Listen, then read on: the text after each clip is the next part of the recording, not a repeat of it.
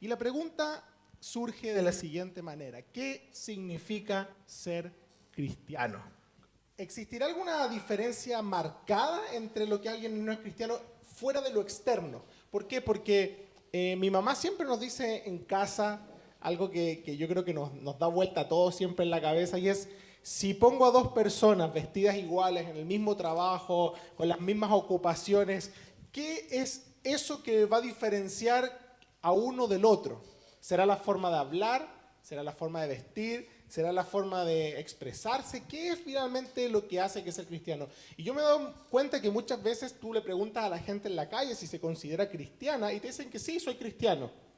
De hecho, se supone que en nuestro país deberíamos haber como una mayoría de un 30% de Chile, se supone que es cristiano, pero cuando vemos la voz de los cristianos no en cosas prácticas, cuando vemos el día a día en la nación, como que pareciera que ese 30% no es tal. Entonces yo me doy cuenta que hay muchas personas que dicen ser cristianos, pero que en realidad no lo son. Entonces la pregunta que surge es: ¿cómo yo puedo saber o qué es eso que hace que yo sea cristiano y algo que no sea cristiano?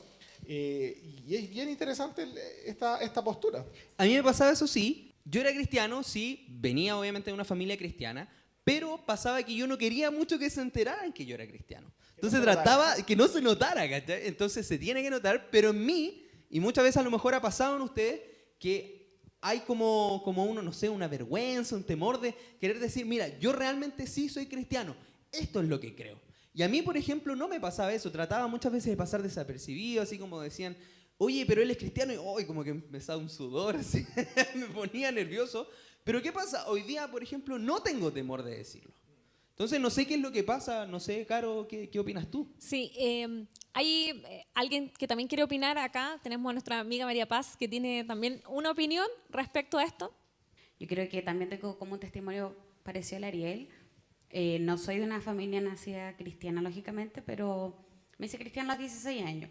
Y eso fue un proceso que iba haciendo paulatino con el tiempo, hasta que llegó un momento en el que yo decía que tenía que elegir, o sea, porque me pasaba lo mismo, iba al colegio, iba al instituto y también como que decía era cristiana, pero por dentro decía: no, es que no quiero que se enteren porque van a decir canuta, o tengo que guiarme por la masa, ¿cachai? Pero hasta que llega un punto donde Cristo te tiene que decir: o vienes conmigo o te unes al mundo. Entonces ahí es cuando se tiene que notar cuando tu pensamiento es diferente al de antes y el que tienes hoy.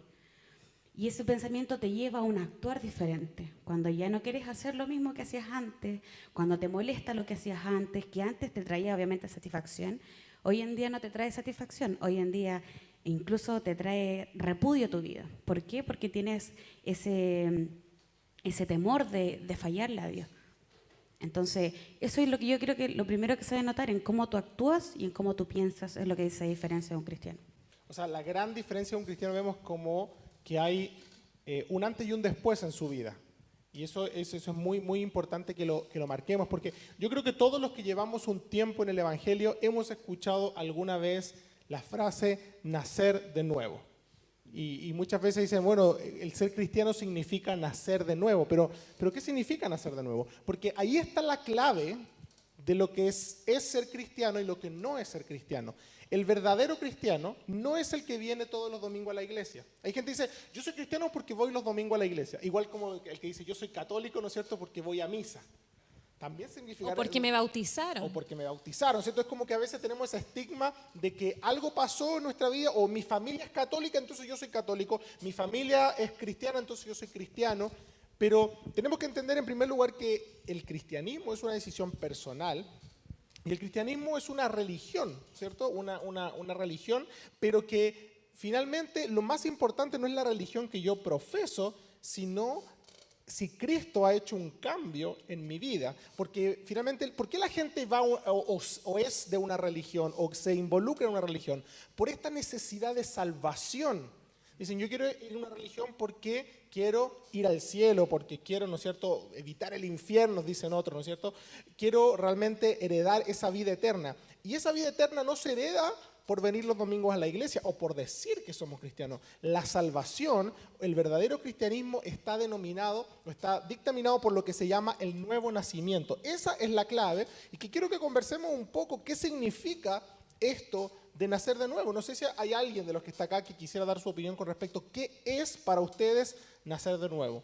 ¿Será acaso como le dijo Cristo en la conversación con Nicodemo? Nicodemo decía, pero ¿cómo yo siendo viejo puedo entrar de nuevo en el vientre de mi madre y volver a nacer? Entonces a veces cuando nos dicen nacer de nuevo, muchos se imaginan eso, pero ¿significará eso? ¿Significará que tenemos que entrar en el vientre de nuestra madre? ¿Qué significa volver a nacer? Y justamente porque hoy día existe una confusión acerca de este nuevo nacimiento. Muchas veces lo comparamos con el bautizarse, muchas veces lo comparamos como decía Nicodemo. Pero yo sé que acá también hay muy buenas opiniones acerca del nuevo nacimiento. ¿Alguien que quiera opinar acá?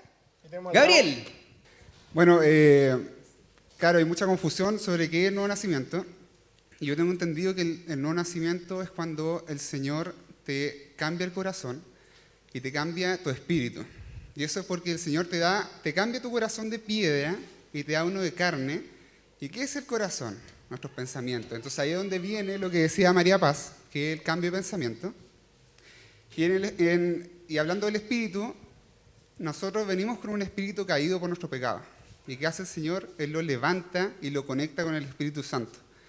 Entonces, eso es el nuevo nacimiento, según lo tengo entendido yo. Y sé que también Ezequiel, capítulo 36, del 25 al 28, habla sobre eso. No sé si lo puedo leer. Claro. Sí, dale. Ya que dice, esparciré sobre vosotros agua limpia y seréis limpiados de todas vuestras inmundicias y de todos vuestros ídolos os limpiaré. Os daré corazón nuevo y pondré espíritu nuevo dentro de vosotros y quitaré de vuestra carne el corazón de piedra y os daré un corazón de carne. Y pondré dentro de vosotros mi espíritu y haré que andéis en mis estatutos y guardéis mis preceptos y los pongáis por obra. Habitaréis en la tierra que di a vuestros padres y vosotros me seréis por pueblo y yo seré a vosotros por Dios. Wow. Sí, y quería complementar algo que dice el Gabo, así como para bajarlo a algo más de nosotros, como quizás dar un ejemplo, no sé. Yo creo que muchas veces sucede que uno conoce personas que se dicen cristianas y es justamente por lo que venimos hablando, que a lo mejor en su familia son cristianos, católicos, etc. Entonces ellos creen en Dios, creen que existe Dios. Entonces por el solo hecho de creer en la existencia de Dios, también creen que, por ejemplo, cuando necesito una ayuda, por ejemplo, voy a dar una prueba en la universidad o necesito un trabajo o diferentes motivos, situaciones, uno como que dicen, y esto lo digo entre comillas, le voy a orar a Diosito. Como que esa palabra, Diosito, es muy cliché también dentro de la gente que se dice cristiana, pero es súper bueno lo que tú dices porque realmente cuando sucede este nuevo nacimiento, que es este cambio de corazón, y como dice el libro de Ezequiel que leías, que hay un cambio de corazón y un cambio y el corazón entendiéndolo como nuestros pensamientos, nuestros deseos, es algo mucho más profundo porque una cosa es creer, ya Dios existe, hago una oración como muy mística o quizás muy religiosa, como, ay, para que Dios me ayude, como una cábala, así como que ya como los futbolistas cuando entran. Claro, como una cábala, así como ya me voy a encomendar a Dios para esto. Pero realmente cuando en nuestras vidas, y esto lo digo ¿por qué? Porque podemos creer en Dios, podemos tenerlo como cábala, ¿verdad? Esa oración salvadora, ya que Diosito me ayude, no sé qué, pero vivir una vida que no sigue ninguno de los parámetros de Dios, no conocer a Dios. Podemos creer en Dios, tener esta cábala, como les digo, pero en realidad no tengo idea quién es Dios. Y lo que me gusta del libro que leíste es que dice que cuando Dios cambia nuestro corazón, cuando realmente hay este nuevo nacimiento, Dios dice que nos pone sus preceptos, o sea, sus mandamientos, empezamos a conocerlo. Comienza en nosotros un proceso también de entender quién es Dios, qué es lo que Él quiere que yo haga, y ya mi vida como cristiano empieza a transformarse, nuestros pensamientos, nuestra forma de actuar.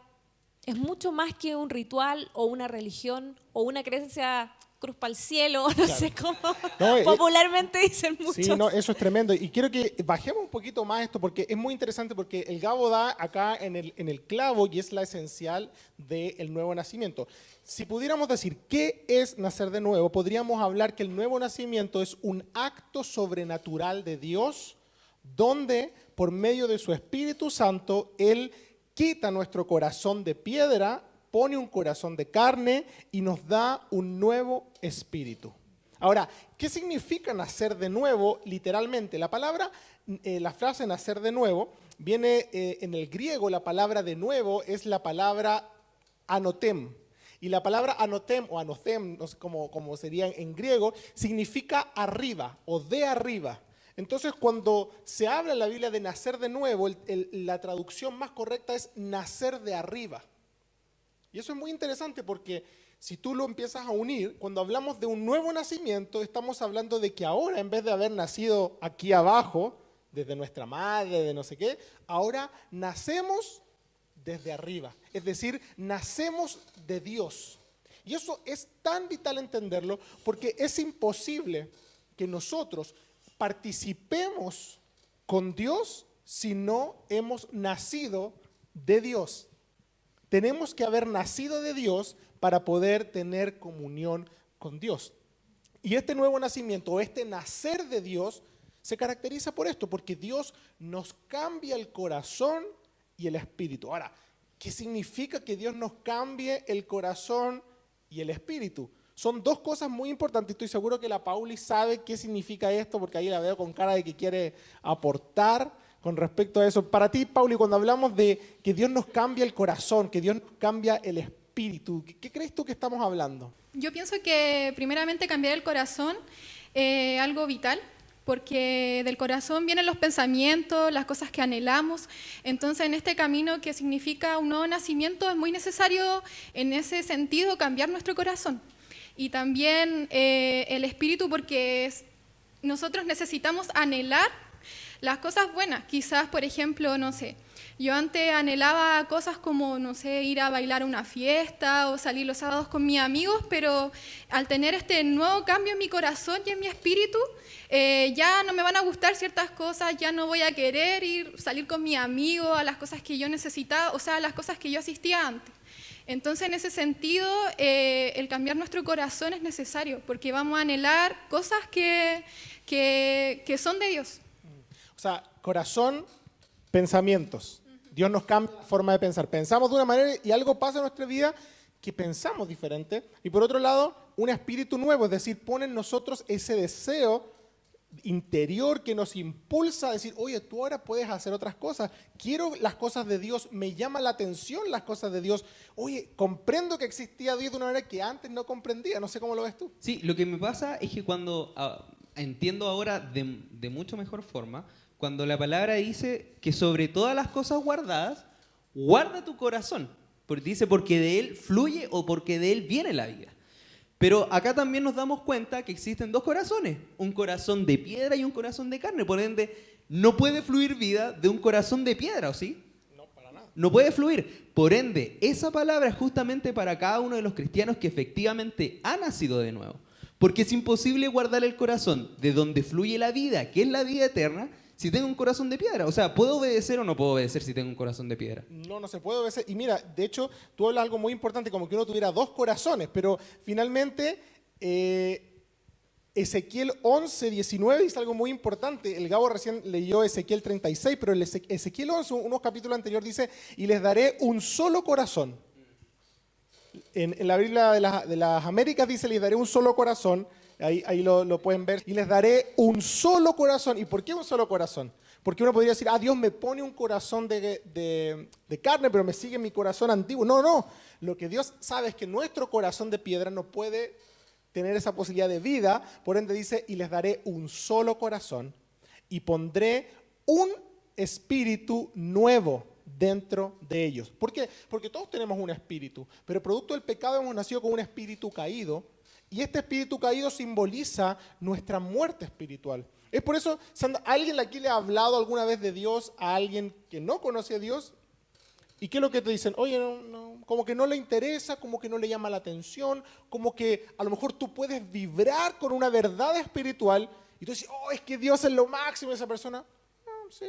¿Por qué? Porque tiene un espíritu caído, un espíritu muerto que no puede entender las cosas que son de Dios. Por eso Pablo lo habla, ¿no es cierto?, en Romanos, dice, para ellos son locura porque no pueden entender estas cosas. Y entonces lo que dice acá Ezequiel 11 es que pondrá un solo corazón y un espíritu y quitará de nosotros ese corazón de piedra y nos dará un corazón de carne. Y recién ahí dice, para que anden en mis ordenanzas y guarden mis decretos y los cumplan y me sean por pueblo y yo sea a ellos por Dios. Y qué interesante que en esta versión dice, yo les pondré un corazón nuevo. Sí. Por ende, es imposible lograr esto sin lo que Dios hace de manera directa en nosotros. O sea, no podemos encontrar en ningún otro lado esto, porque es directamente Dios el que ora, ¿no? Sí, hay una obra del Espíritu Santo que es imposible que el ser humano se ponga él mismo un nuevo corazón. Es como que Dios tiene que ponernos el nuevo corazón y Dios tiene que cambiarnos el espíritu, porque nosotros ¿cómo? Estamos muertos. La Biblia dice que estábamos muertos en nuestros pecados. ¿Cómo un muerto va a revivir, va a encontrar un corazón vivo, se va a sacar el corazón muerto y se va a poner un corazón vivo? No, alguien tiene que venir y operar al muerto para que el muerto viva. Entonces, bueno, esta diferencia que estamos conversando nos diferencia como cristianos, tenemos este nuevo nacimiento, este nuevo corazón, pero, por ejemplo, tengo acá en las redes, me escriben acá y dice, hola chicos, ¿cómo un cristiano puede saber que nació de nuevo? Porque recién estábamos hablando de que hay cristianos que se dicen cristianos porque creen en Dios, pero ahora la pregunta es, ¿cómo puede un cristiano saber que nació de nuevo? ¿Hay alguna evidencia? Por supuesto. Me refiero a lo Buena práctico, pregunta. algo que sea sencillo de identificar. Buenísima pregunta. No sé quién la hizo, pero La excelente. hace Francisco Herrera, así que un saludo para ti, Francisco, Pancho. gracias por la pregunta, ni que nos hubiéramos puesto de acuerdo, pero yo justamente pensé que podía alguien hacer esa pregunta. Y hay algo muy importante. Mira, para explicar mejor la respuesta a la pregunta, vamos a recapitular. Dios nos pone un corazón nuevo y un espíritu nuevo. En lo práctico, ¿qué significa eso? Que yo pensaba de una manera. Vamos a poner un ejemplo. Yo fumaba. Y yo pensaba que fumar era bueno. No le veía lo pecaminoso. Decía, no, bueno, como todo el mundo que dice, de algo uno se tiene que morir, ¿no es cierto? Y no le veía como que estaba ofendiendo a Dios con eso. O supongamos tú tenías un problema con el alcohol y eras súper bueno para emborracharte, tenías un vicio, supongamos, algo, y para ti era normal. Entonces, si venía alguien cristiano y te decía, oye, es que no es bueno que tú estés haciendo eso, ¿qué le iba a decir? ¿Cómo no es bueno? O sea, tú no sabes lo que te estás perdiendo, porque yo la estoy pasando súper bien. Cuando Dios nos da un nuevo corazón, significa que nuestra forma de pensar cambia. Entonces, de repente llega un punto en la vida del verdadero cristiano donde dice, y recuerda, dice, uy, y pensar que a mí antes me encantaba hacer tal cosa. Pero llegó un punto en donde yo ya no lo pienso igual. Digo, me ofrecen eso y digo, no, ¿y cómo yo pude haber hecho eso antes? Ahora, cuando uno empieza a venir al cristianismo, esto no es algo de la noche a la mañana. Dios te cambia el corazón, sí, en un instante yo puedo empezar a dejar de pensar en eso, pero dejar de hacerlo muchas veces me toma trabajo, porque eso ya es otro tema que hemos hablado en otras ocasiones, que es la santificación. Pero, aunque lo hago porque aún soy débil, internamente digo, ¿por qué estoy haciendo esto? Ya no es como antes, que era, nunca lo quiero dejar de hacer porque me encanta esto. Entonces, y eso es la forma de pensar, pienso diferente al mundo y tengo un espíritu nuevo, es decir, ahora nace en mí el deseo de hacer lo bueno. ¿Cómo yo sé si he nacido nuevo? Jesucristo responde esto en Mateo 7:17, y la respuesta es muy sencilla. Dice Mateo 7:17, dice, así, todo buen árbol da buenos frutos, pero el árbol malo, ¿qué pasa? Da frutos malos. No puede el buen árbol dar malos frutos, ni el árbol malo dar buenos frutos. Todo árbol que no da buen fruto es cortado y echado en el fuego. Así que, muy sencillo, ¿qué dice? Por sus frutos los conoceréis. Bueno, ¿cómo puedo saber si he nacido de nuevo? Por los frutos. Por los frutos los conoceréis. Es decir, todo verdadero cristiano tiene que dar evidencia del nuevo nacimiento. Y esa evidencia se da en el fruto. A lo mejor al principio doy un frutito así chiquitito, pero estoy dando fruto. A lo mejor llevo 5 años de cristiano y ya mi fruto se nota un poquito más. Lo peligroso es cuando alguien dice que es cristiano, lleva 20 años en la iglesia y nunca ha dado fruto. Entonces uno dice, ¿por qué nunca ha dado fruto? Y eso está, en verdad, hoy día está lleno de iglesias con cristianos de ese tipo. Y yo creo que es por eso que también Juan el Bautista, si no me equivoco, dice que cada hombre que nacía también de nuevo tenía que presentar frutos dignos de arrepentimiento. Entonces, si no se ha notado eso, nos puede dar entonces una evidencia de que no ha nacido de nuevo. Eso justo iba a preguntar, ¿qué tipo de fruto? Porque pues, dar frutos, pero ¿cómo? ¿Qué es un fruto? ¿Cómo doy un fruto? El fruto va justamente en lo que leíamos en el libro de Ezequiel. Cuando Dios cambia el corazón y Dios cambia la mente, Él pone en nosotros la capacidad de poder andar en sus mandamientos. Entonces, el fruto del cristiano es un fruto de parecerme cada vez más a Cristo. ¿Y cómo yo sé que me parezco más a Cristo? Porque voy haciendo lo que Cristo dijo. Si lo pudiéramos resumir como una especie de línea de tiempo imaginaria acá para que todos nos diéramos cuenta, está el no cristiano. No es salvo, ¿no es cierto? Hace lo que quiere, piensa lo que quiere, está guiado por sus pensamientos y todo.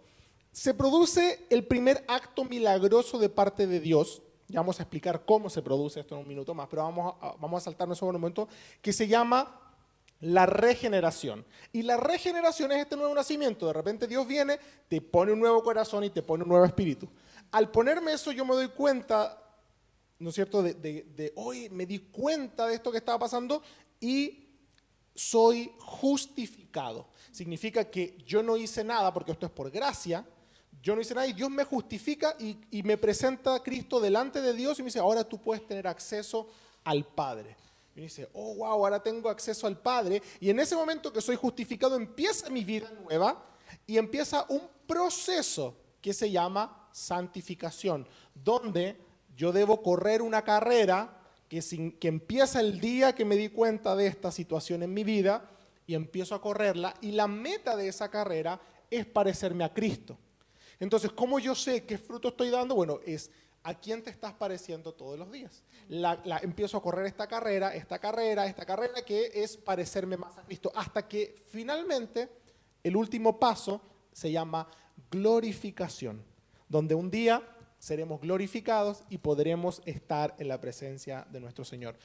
3 cosas sencillas: justificación, regeneración, justificación, santificación y glorificación. Eran 4. Pero- Bueno, no sé, perdón, si de los que están acá Justo iba a decir hay eso. preguntas, te gané. ¿Hay preguntas o alguna opinión que... Puede que sea un poco a veces enredado tanto término, Sí. pero siéntanse libres en preguntar y que podamos aclarar todas las dudas en esta. Sí, en esta acuérdense Así que que acá estamos hoy día en una tienen reunión muchas más en preguntas y mientras acá van acá levantando la mano quién tiene preguntas, les recordamos a nuestros amigos que están viéndonos a través de redes sociales que pueden también hacer sus preguntas para ir respondiéndolas acá en vivo. Exactamente. Acá ¿Quién en la quiere opinar? audiencia, ¿tenemos alguna pregunta?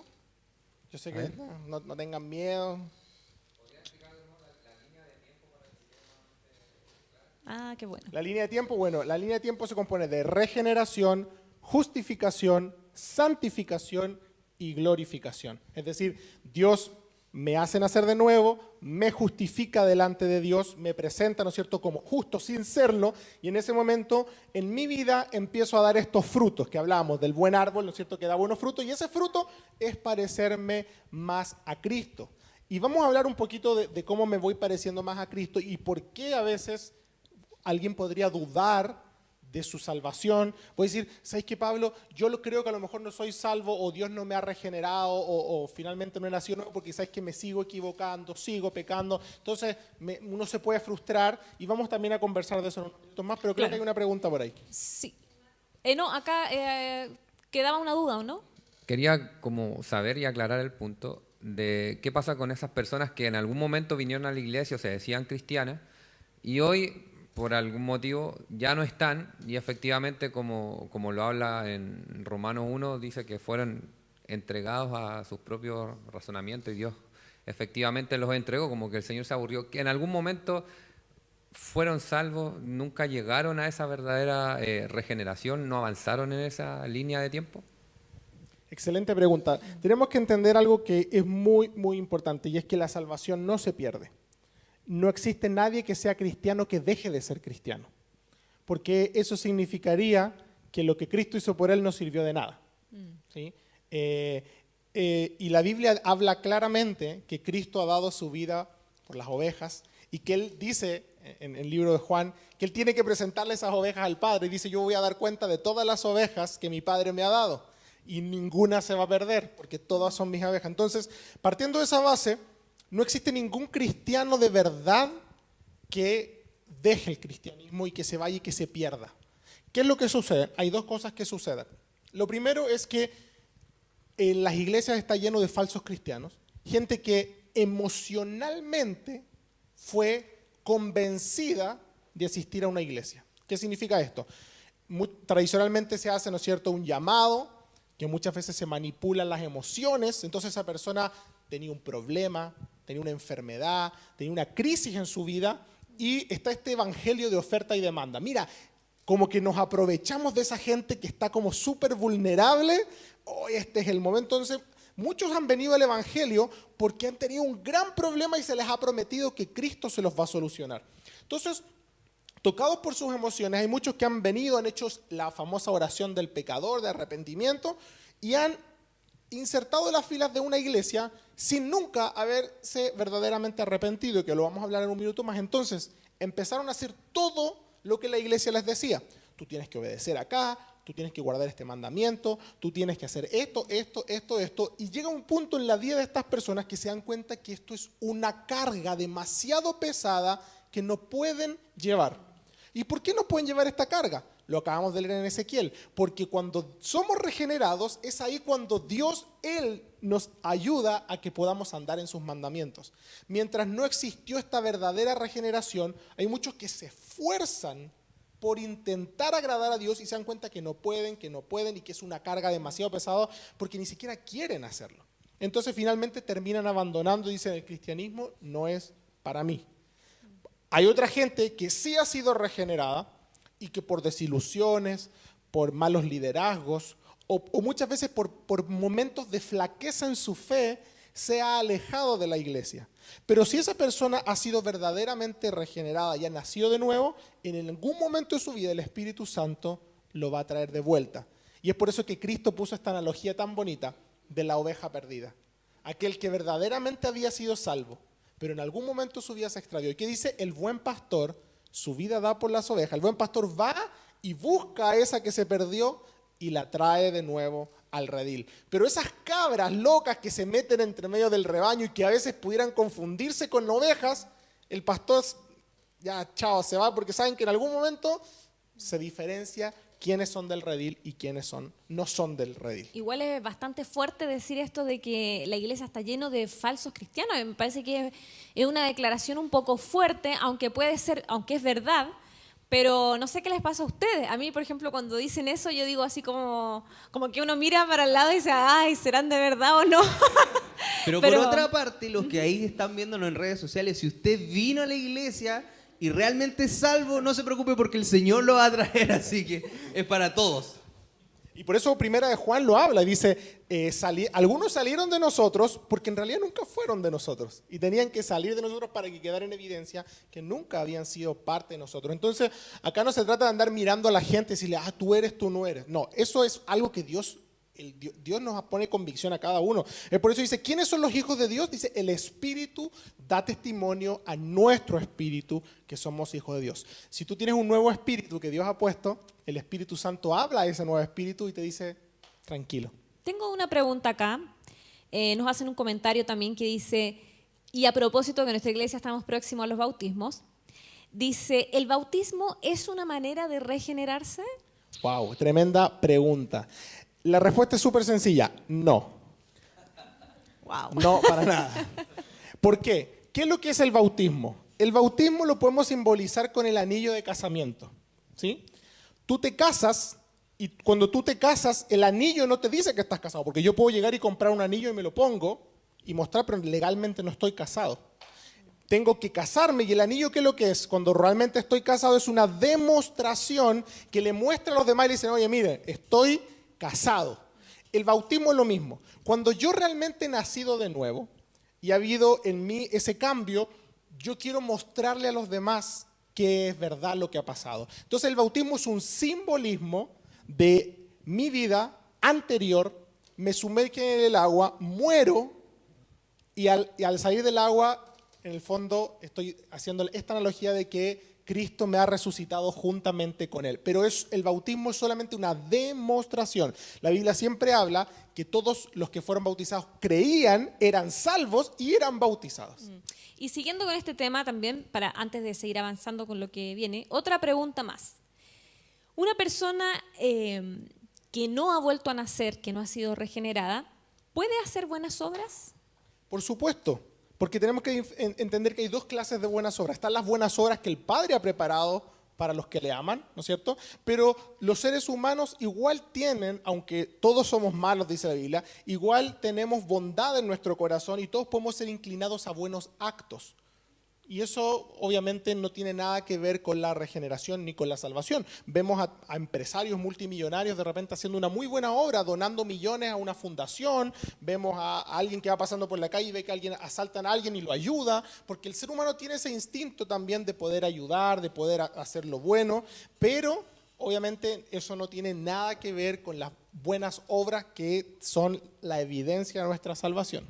O sea, podemos diferenciar unas obras que son humanas, que son al final buenos actos para con los demás, y además unas buenas obras que Dios preparó de antemano para que nosotros anduviésemos en ellas, ¿no? Exactamente, que ya son otro tipo de obras, Sí, y que qué son bueno obras que que dices- evidencian nuestra salvación. Qué bueno que dices obras humanas porque también uno dice, es que somos humanos, o sea, no se nos tiene que olvidar de que somos, yo esto lo he escuchado mucho, que en el fondo somos humanos, tenemos que como que hacer cosas que nos humanicen y quizás esos actos buenos, que quizás nada tiene que ver con la salvación, la gente los interpreta como un acto que nos diferencia de los animales o que nos distinguen, por así decir, como somos la raza humana. O sea, tenemos que, no podemos vivir nuestra vida tan cuadrado, tenemos que humanizarnos. Pero qué bueno ese detalle, porque esas obras humanas no tienen que ver con las buenas obras espirituales que Dios quiere Lo que pasa es que hay gente que tiene esta idea de que haciendo cosas buenas se gana el cielo.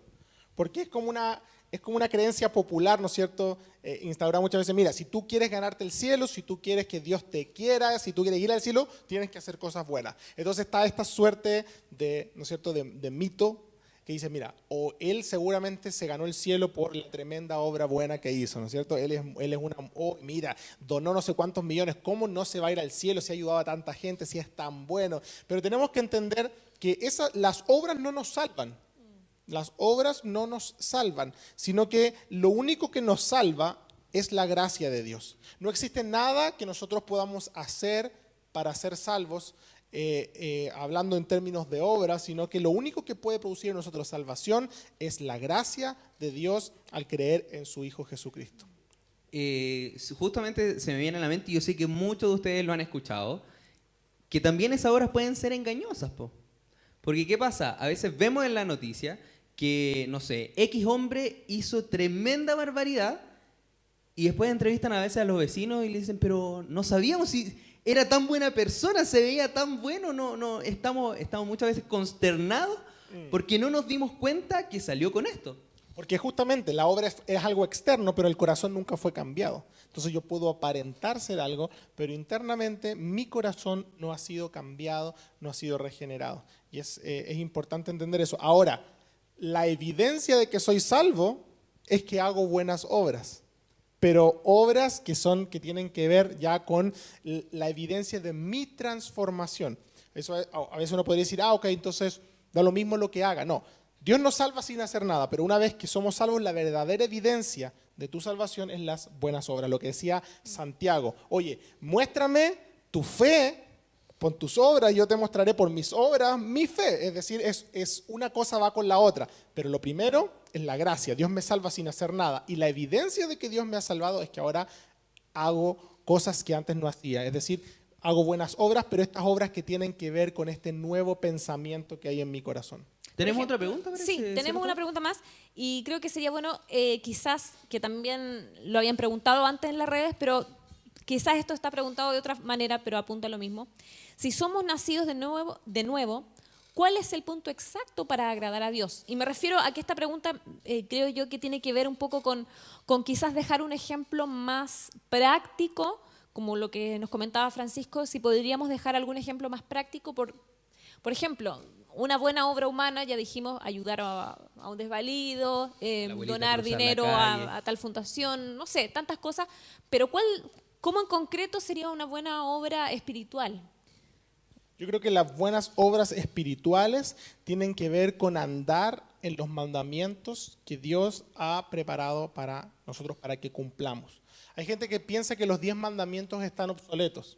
Dice, no, eso era para el pueblo de Israel, eso era antiguamente, ¿no es cierto? Pero no. El problema es que nosotros como seres humanos, cuando hablamos de obras humanas, estamos hablando de cosas que supuestamente hacemos para agradar a Dios. Y lo único que podemos hacer para agradar a Dios es tener un corazón arrepentido. Y lo que se produce en ese momento es que yo puedo hacer esos mandamientos, puedo cumplir esos mandamientos. Y al cumplir esos mandamientos estoy teniendo esas obras que se esperan de mí. Que a lo mejor uno dice, puede ser ayudar a los demás, puede ser, ¿no es cierto?, no matar, no robar, pero lo fundamental acá es entender que cuando hablamos de buenas obras después de la salvación, estamos hablando de la capacidad que tenemos ahora de obedecer los mandamientos de Dios que antes no teníamos. Podríamos hacer obras de bondad, pero que no podíamos cumplir los mandamientos de Dios, que son las verdaderas obras que se nos exigen.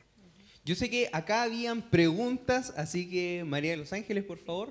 Bueno, tiene que ver con eso mismo, con la diferencia entre una buena obra hecha por un no creyente y una buena obra idéntica hecha por un cristiano. O sea, no sé, podríamos tener, ¿cierto?, una persona que ayuda a los pobres, pero que no es cristiana. Y tenemos también un cristiano que ayuda a los pobres. ¿Cuál es la diferencia? La buena obra es la misma, ¿no? Sí. ¿Cierto? ¿Cómo diferencio entonces que una está hecha como un fruto? Una es un fruto, ¿verdad? Entonces, claro, eso que tú decías recién me responde en algo, pero quiero saber si tiene que ver específicamente con que el cristiano busca glorificar a Dios a través de las obras que hace. Justamente te iba a responder con eso, porque la gran diferencia entre la misma obra hecha por un creyente y no creyente es que el creyente, todo lo que hace, busca agradar a Dios, busca glorificar a Dios. Entonces, yo puedo donar $1 millón a una fundación sin ser cristiano, ¿y qué quiero lograr con eso? Una satisfacción personal. Hoy quiero que todo el mundo diga, mira, dio $1 millón. Entonces, ¿qué es lo que pasa? Mi ego se infla y lo que estoy haciendo es, ¿no es cierto?, simplemente exaltarme. Y que la gente me vea y dice, oye, es él el que donó $1 millón. Y yo así, ¿no es cierto? Sí, yo soy, gracias. Y puedo tener una apariencia, pero en el fondo es, sí, lo sé, soy bueno, ¿no es cierto?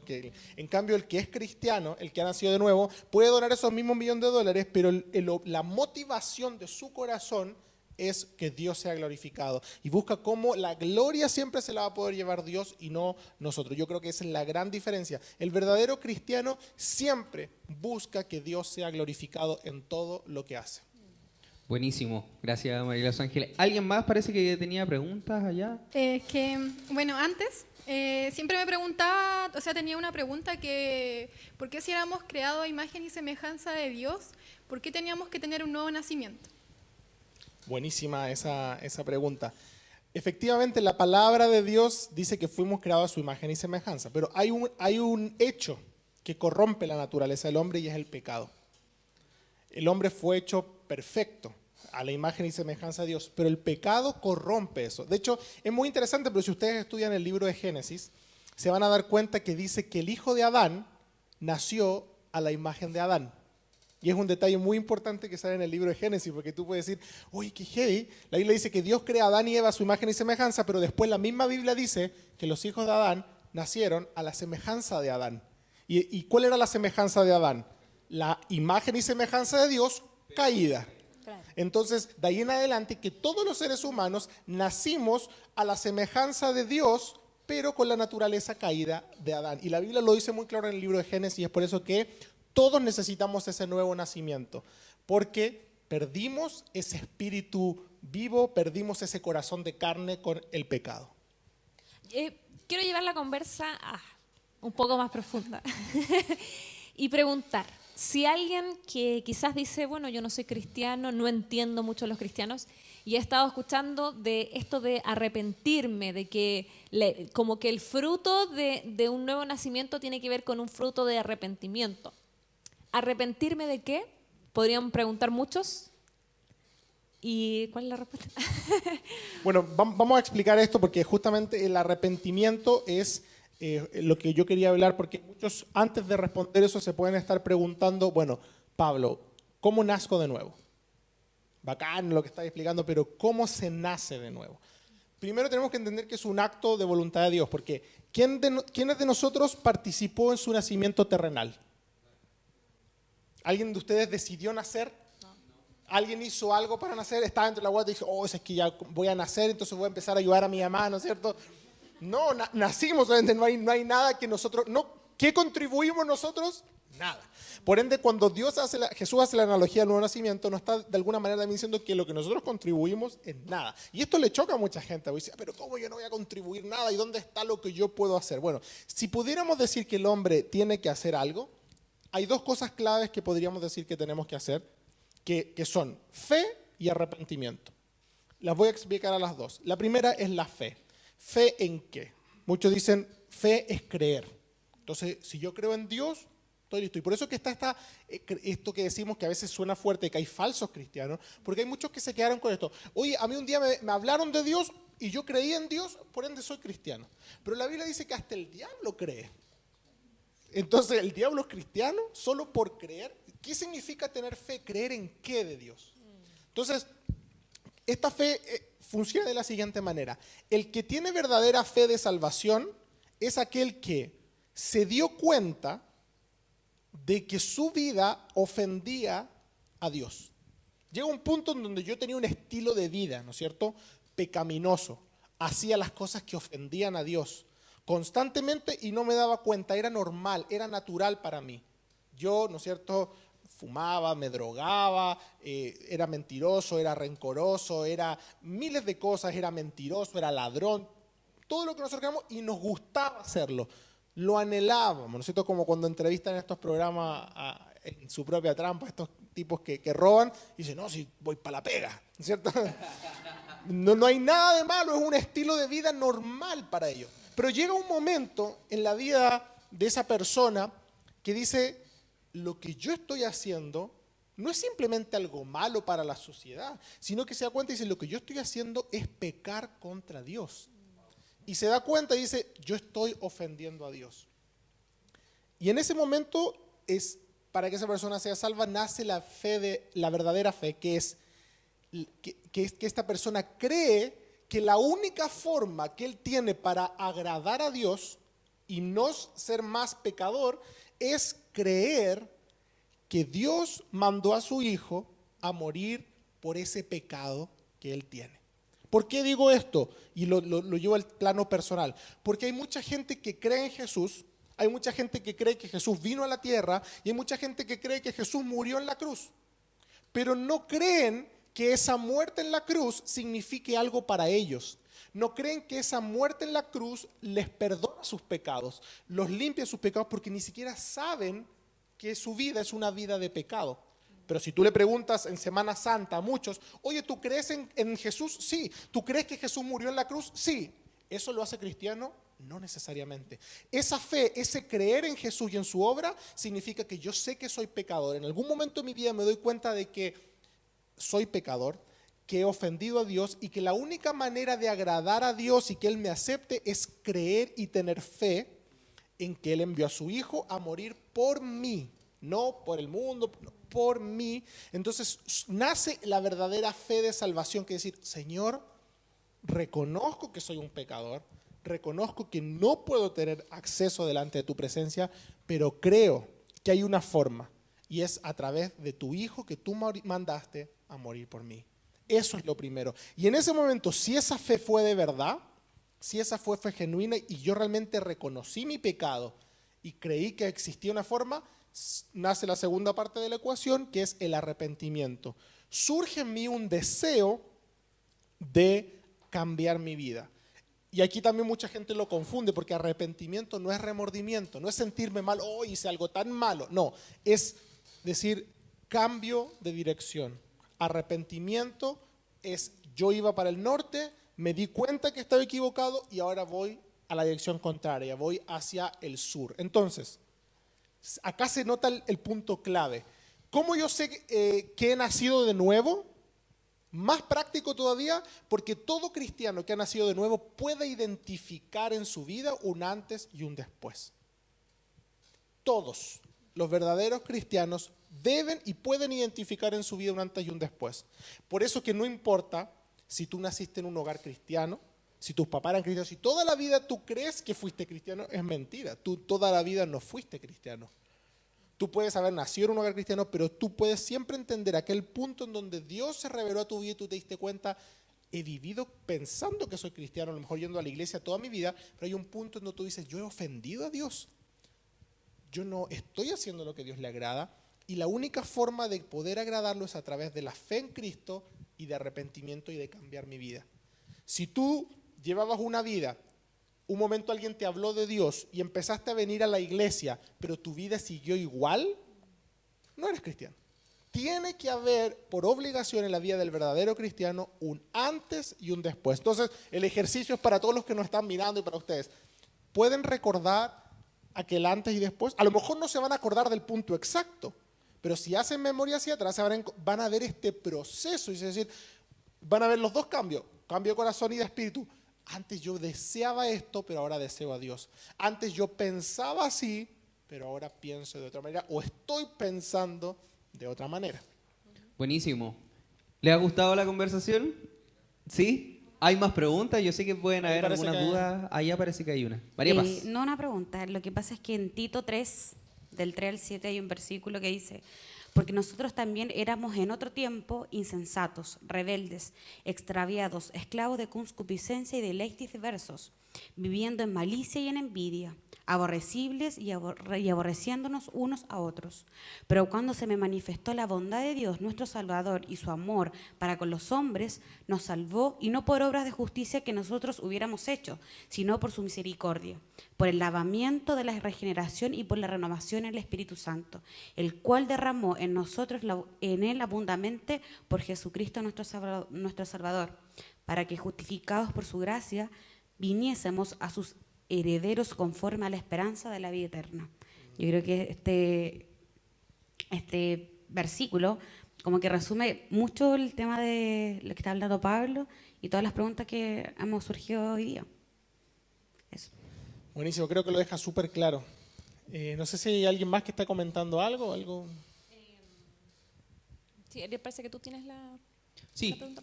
bueno, justamente con lo que hablaba Pablo, yo creo que se responde la pregunta que hace Alex, que dice cuál es el punto exacto para agradar a Dios. Y claramente es la fe, lo que tú nombrabas, porque la palabra dice que sin fe es imposible agradar a Dios, ¿cierto? Pero acá no sé si alguien más tiene preguntas. Sí, no. mientras los chicos piensan Sí. o alguna acotación, yo creo que entonces, como recapitulando un poco, cuando pregunté de qué tengo que arrepentirme, creo entonces que la respuesta es, el primer paso es reconocer que soy un pecador y reconocer que no he obrado bien a los ojos de Dios, no he hecho las cosas que a Él le agradan.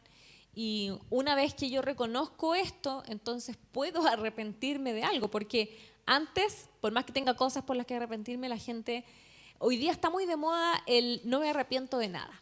Uno dice, ¿te arrepientes algo en tu vida? Y antes todos decíamos, como que buscábamos algo y decíamos, sí, mira, yo creo que esto no lo hubiera hecho.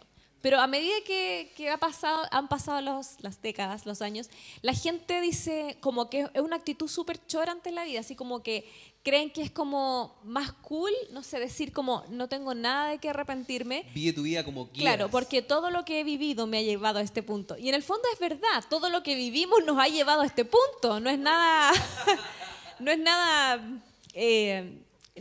es ningún pensamiento tan extraordinario, ¿verdad? Por supuesto que si hubiéramos hecho las cosas diferentes estaríamos en otra posición. Pero de alguna forma yo siento que hay una arrogancia del humano al pensar que no tengo nada de qué arrepentirme, como creyendo que mi vida es perfecta así como la he decidido yo hacer. Y yo creo que es un poco una arrogancia y como cristianos creo que tendemos que tener cuidado con ciertas cosas, porque hay ciertos pensamientos que como que se instauran. Y es tanto el bombardeo que tenemos como frases ahí en Facebook, en Instagram, o tantas conversaciones con personas que no creen en Dios y que no están de acuerdo con el pensamiento del cristianismo, que para ellos arrepentirse es casi como decir, como qué absurdo, es como humillarme, exacto. Porque hay una arrogancia en el ser humano de decir, yo no tengo nada que arrepentirme. ¿Por qué me tendría que arrepentir de algo? Eso es como para los débiles prácticamente. Pero yo creo que ahí hay una falta de sabiduría. Porque y aquí está el concepto equivocado que Pablo decía. No es un remordimiento, no es que yo me voy a pasar la vida diciendo ¿por qué hice tal cosa en tal momento? Si yo tan solo hubiera hecho las cosas distintas hoy día. No se trata de de traer como esa culpabilidad autocastigosa, no sé cómo podríamos decirlo, castigadora, perdón, que no nos va a dejar vivir la vida o no nos va a dejar avanzar, sino que el verdadero arrepentimiento no es eso. Eso quizás puede suceder en un momento en la vida. Nosotros cuando hacemos cosas de las que sí nos arrepentimos, ¿verdad? Por supuesto que hay un momento en que uno siente culpa o siente remordimiento y dice ¿por qué? Y hay dolor. Pero como cristianos entendemos que ese es el minuto donde sentimos que como que caemos como cristianos de rodillas ante Dios y Él es quien restaura nuestra vida y nos da ahora esa nueva dirección. Y el arrepentimiento, por tanto, es decir, como decía Pablo, iba para este lado, pero ahora voy para acá. Sí, estaba yendo hacia allá, pero estoy arrepentido, me doy la vuelta y chao, o sea, cambio totalmente de dirección. Y eso nos tiene que quedar claro, yo creo. Entender que no podemos ver el arrepentimiento como una señal de debilidad o una señal como de me tengo que humillar. Por supuesto que me tengo que humillar. Cuando entendemos nosotros quién es Dios, tiene que morir esa arrogancia y comprender quién es Dios, quién soy yo, y por supuesto que nuestra vida va a cambiar para mejor. Tenemos que sacarnos quizás como ese temor inculcado por una sociedad que no cree en Dios. Sí, y a mí me pasa un poco con el ejemplo que decía un poco la Caro, que sumada a toda esta persona que dice no tengo nada que arrepentirme, y muchas veces también he escuchado, y además se cree una buena persona. ¿Es posible, Pablo, esto? ¿Es posible que, por ejemplo, una persona que dice, mira, yo en verdad no soy malo, me considero una buena persona, no tengo nada que arrepentirme, ¿es posible que esa persona realmente sea buena? Todos tenemos rasgos de bondades, atisbos de bondades, de cosas buenas, pero en el fondo de nuestro corazón, la Biblia dice que no hay ninguno bueno. Todos tenemos algo de que arrepentirnos. Si no, esto es muy fácil. Vamos a repasar los 10 mandamientos y veamos dónde en algún punto de nuestra vida hemos quebrantado uno. ¿Alguien acá ha mentido, aunque sea una vez? Ok, tenemos algo de que arrepentirnos. ¿Sí? Todos hemos mentido alguna vez. Ya estamos quebrantando la ley de Dios. Aunque tú digas, si es que yo he hecho todo bien en la vida, no, alguna vez en la vida mentiste. ¿Alguna vez en la vida alguien ha robado? Ahí tomaste un chicle, un dulce, un lápiz, algo que hoy lo vi allí, ¿de quién se lo sé? Está bonito, me lo llevo. Todos en alguna vez hemos robado. Todos en alguna vez hemos, ¿no es cierto?, dado falso testimonio en contra de alguien. La más característica y más fácil de todo, ¿cuántos aquí hemos codiciado? Todos. ¿Cuánto hemos deseado lo que tiene nuestra vida? Todos tenemos algo de que arrepentirnos. Si yo tuviera lo que tienes. A veces alguien dice como que uno va a lo grave. Yo no he matado a nadie, ¿cierto? Yo no me he violado a nadie, yo no he asaltado un banco. Pero si vamos a lo más profundo, aunque hubiera hecho todo lo externo bien, ¿cuántos hemos codiciado? Todos tenemos algo de que arrepentirnos. Entonces, muchas veces surge, y dije que lo iba a explicar ahora, esta sensación de decir, es que entonces como yo me sigo equivocando o sigo pecando, puede que no haya nacido de nuevo. Y no es tan así, porque dijimos que cuando viene el nuevo nacimiento hay dos cosas que Dios nos cambia. ¿Qué dijimos cuáles eran? El corazón y el espíritu. Pero hay una parte esencial de nuestro cuerpo que sigue siendo la misma. El cuerpo, ¿no es cierto? La carne es la misma. Seguimos pecando porque Dios nos cambió el corazón, es decir, pensamos diferente, Dios nos cambió nuestro espíritu, ahora podemos entenderlo, conectarnos con Él, anhelarlo distinto, pero ¿qué es lo que no nos cambió? El cuerpo. Y seguimos ligados a todos estos deseos que tiene esta carne, este deseo que de lo que entra por los ojos, ¿no es cierto? La codicia, este deseo que entra por los deseos de la vida, por la vanagloria, por estos deseos de la carne, de comer en exceso, ¿no es cierto? De anhelar lujuria y un montón de cosas que son deseos de la carne, que vienen a través de nuestros sentidos, de nuestra carne, y nuestra carne dice, oye, hazlo, pero en el verdadero nacimiento lo que sucede es que nuestro espíritu está dentro y dice, oye, carne, yo sé que tú lo quieres, pero es que ya no, acuérdate que somos diferentes, pero la carne dice, oye, tú eres el diferente.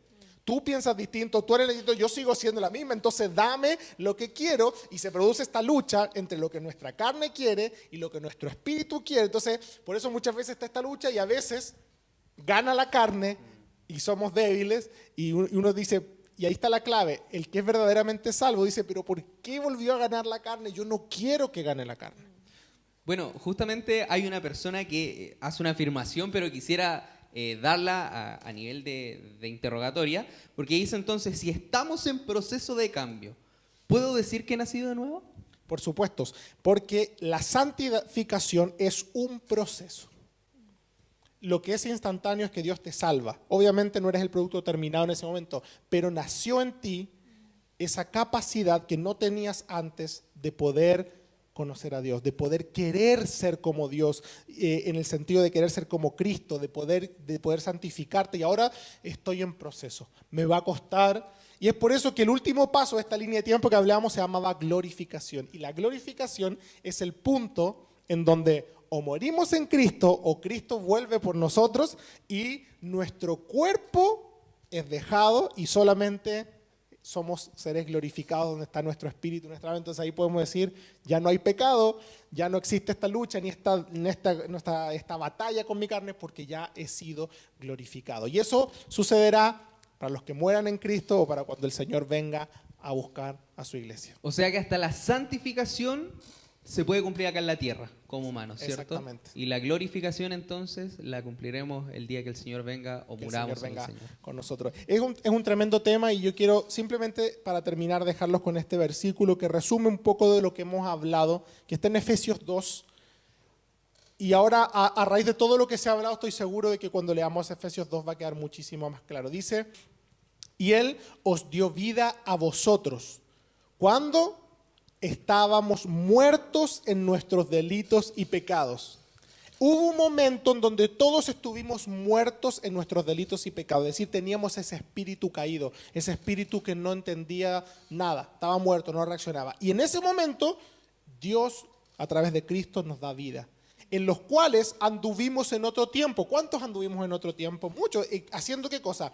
Siguiendo la corriente de este mundo, haciendo lo mismo que hacen todos los del mundo, conforme al príncipe de la potestad del aire, el espíritu que ahora opera en los hijos de desobediencia, entre los cuales también todos nosotros vivimos en otro tiempo. ¿En qué cosa? En los deseos de nuestra carne, haciendo la voluntad de la carne y de los pensamientos. Y éramos por naturaleza hijos de ira, lo mismo que los demás. Es decir, hubo un tiempo en nuestra vida donde nosotros obedecíamos todo lo que nuestra carne quería.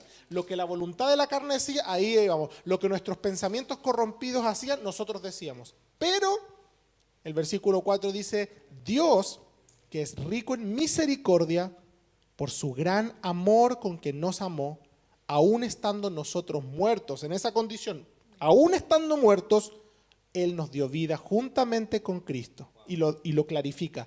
Por gracia somos salvos. Y juntamente con Él nos resucitó y asimismo, imagínense, nos ha hecho sentar en lugares celestiales junto con Cristo Jesús. Todos nosotros hemos andado en otro tiempo en los deseos de nuestra carne, pero llegó un momento en donde la bondad de Dios se manifestó en nuestras vidas, donde la bondad de Dios y su misericordia se manifestó a nosotros. Yo quiero invitarte a que puedas recordar cuándo fue ese momento en donde Él se manifestó a su vida y tu vida empezó a ser un proceso de agradarle a Él. Si has vivido toda tu vida de cristiano deseando no serlo, es porque no ha habido un cambio. Hay muchos que dicen, qué lata que soy cristiano porque me encantaría hacer esto, pero no puedo hacerlo porque la religión me lo prohíbe. Acá no se trata de seguir la regla de una religión, se trata de que un corazón nuevo y un espíritu nuevo dentro tuyo te impulsan y es lo que anhelamos hacer, es lo que queremos hacer, no porque nos obligan, sino porque anhelamos hacer esto. Quiero invitarte a que puedas cerrar tus ojos y que si puedes recordar este momento, puedas tener un tiempo de darle gracias a Dios y alabarlo y glorificarlo por su obra en tu vida. Y decirle gracias, Señor. No para orgullo ni para vanagloria, sino para decirle gracias, Señor, porque yo un día estuve muerto y tú me hallaste, Señor, me diste vida. Estuve perdido y tú me encontraste, Señor. Y si a lo mejor tú nos estás escuchando y sientes que en tu vida nunca ha habido este cambio, entonces quiero invitarte a que puedas en esta tarde pedirle al Espíritu Santo que produzca en ti esa convicción de que tu vida es una vida que ha hecho lo malo y que puedas tener fe y arrepentimiento y venir a los pies de Cristo en esta noche. Señor, oramos para que en esta tarde tu perfecta voluntad sea hecha. Yo sé que hay muchos que nos están escuchando que tú estás tocando, Espíritu Santo, y trayendo verdadera fe y arrepentimiento. Gracias, Señor, por lo que estás haciendo en medio nuestro.